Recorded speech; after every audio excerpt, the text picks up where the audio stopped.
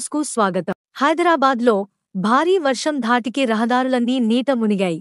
గురువారం కురిసిన భారీ వర్షం కారణంగా ఉప్పల్ ఎక్స్ రోడ్ వద్ద రహదారులు నీట మునిగిపోయాయి. రోడ్లన్నీ జలమయం కావడంతో వాహనదారులు తీవ్ర ఇబ్బందులు పడ్డారు. ట్రాఫిక్కు తీవ్ర అంతరాయం ఏర్పడటంతో వెంటనే స్పందించిన పురపాలక శాఖ, ట్రాఫిక్ అధికారులు తగు చర్యలు చేపట్టి రహదారులను క్లియర్ చేసే ప్రయత్నం చేశారు.